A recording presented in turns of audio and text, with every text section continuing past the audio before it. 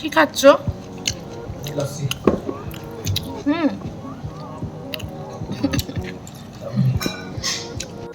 Hello friends, welcome back to my channel nomads Piyali. Hopefully তোমরা সবাই খুব ভালো আছো। অ্যান্ড আমি আজকে চলে এসেছি জয়গাতে। খুব অল্প সময়ের জন্য একটা কাজে এসেছিলাম। তো সামনেই যেহেতু ভুটান বর্ডার, তো ভাবলাম একটু ঘুরেই আসা যাক ভুটান থেকে। তো বন্ধুরা তোমরাও চলো, তোমাদেরও ঘুরিয়ে দেখাচ্ছি। এখন আমরা আছি জয়গা ইন্ডিয়াতে, আর এখন যাব আমরা ভুটান। ওয়ালের এই পাশে ইন্ডিয়া আছে, এখানে ওয়াল, তো আদার সাইডে ভুটান। চলো। তো বন্ধুরা, এখানে তোমাদের সবার জন্য একটা ইম্পর্টেন্ট মেসেজ। যখনই তোমরা ভুটানে যাবে, ভোটার কার্ড ক্যারি করাটা কিন্তু ম্যান্ডেটরি। এখানে ভোটার কার্ড ছাড়া অন্য কোনো রকম আইডি কিন্তু কনসিডারেবল নয়। তো ভোটার কার্ডটা কিন্তু ক্যারি করতেই হবে। তো আমরা নিজেদের আইডি চেক করিয়ে নিয়ে এখন টানেলের ভেতরে ঢুকে গেছি। আর যেহেতু ক্যামেরা রেস্ট্রিক্টেড, তো সেই জন্য বেশ কিছু ক্লিপিংস তোমাদের দেখাতে পারলাম না, লাইক চেকিং এর আইডি যেটা চেক হয়। তো ভেতরে টানেলের মধ্যে দিয়ে ঢুকে এখানটায় দেখতেই পাচ্ছ বন্ধুরা, ভুটানের সমস্ত রাজাদের ফটো, তাছাড়া ভুটানের ইউজেবল যে জিনিসপত্রগুলো আছে সেগুলো খুব সুন্দরভাবে সাজানো আছে। তো এই টানেলটার কিন্তু যেদিক দিয়ে ঢুকলাম সেই গেটটা ইন্ডিয়াতে পড়ছে, আর এখন যেখান দিয়ে বেরোবো সেটা কিন্তু ভুটানের।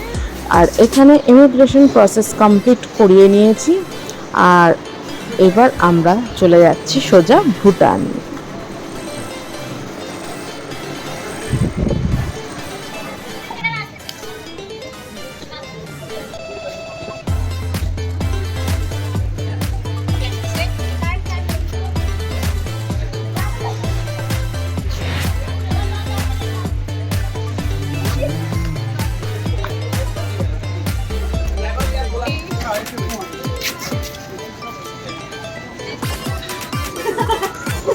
এর আগের বার নেপাল দেখিয়েছি, এবার ভুটান।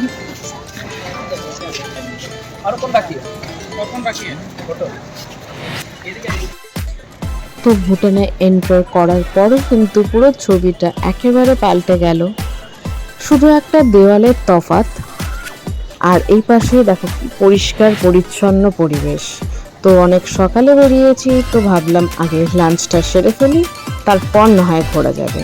তো এখানে একটা ছোট্ট ক্যাফে পেয়ে গেছিলাম, খুব সুন্দরভাবে সাজানো গোছানো। ভেতরটা তোমরা ঢুকলেই দেখতে পারবে।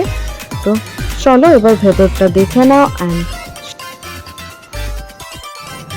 তো প্রচণ্ড খিদে পেয়ে গেছিল, সেই জন্য খুব তাড়াতাড়ি একবার মেনুটায় চোখ বুলিয়ে নিয়ে আমরা অর্ডার করে ফেললাম চিকেন থুপ্পা, আর তার সঙ্গে নিয়েছিলাম চিকেন ফ্রাইড রাইস, যেটা তোমরা একটু পরেই আসবে।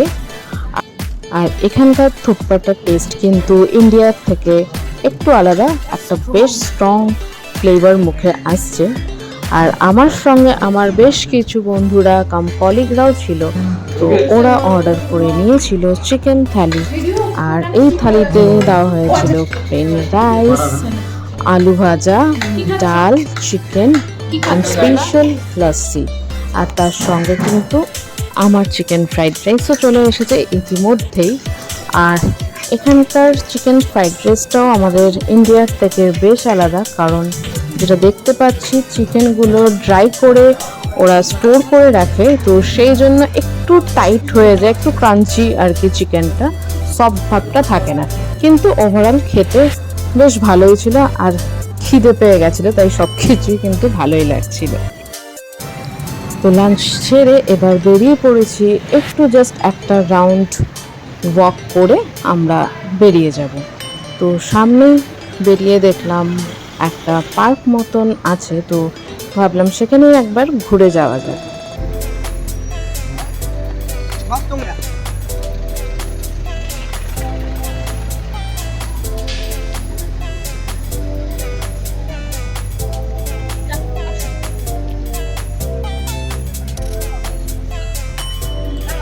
খুব সুন্দর একটা সাজানো গোছানো পরিষ্কার পার্ক, যেখানটায় দেখতে পাচ্ছি সবাই ইভিনিং ওয়াকের জন্য এসেছে, বাচ্চারাও এসেছে, যারা খেলছে, আর ভেতরে কিন্তু একটা গুম্ফাও আছে।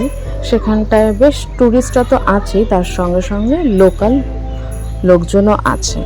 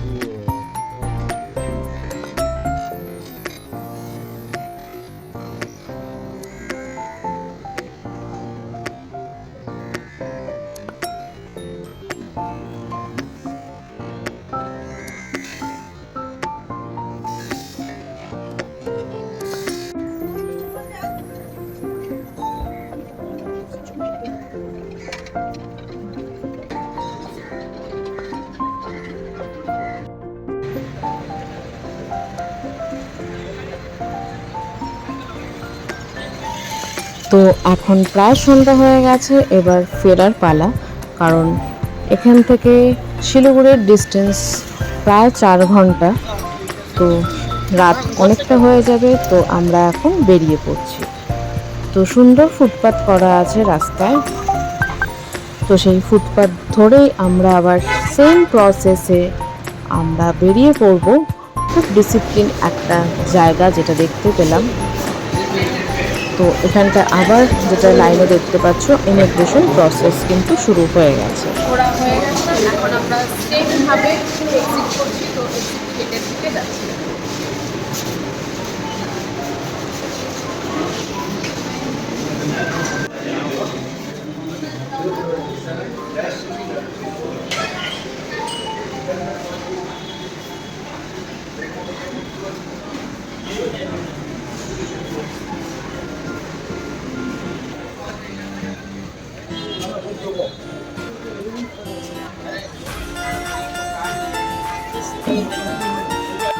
Welcome back to India. তো হোপফুলি বন্ধুরা, আমার এই ছোট্ট ব্লগটা তোমাদের সবার খুব ভালো লাগবে। Until then, stay tuned with me and subscribe my channel and follow for more. Bye bye.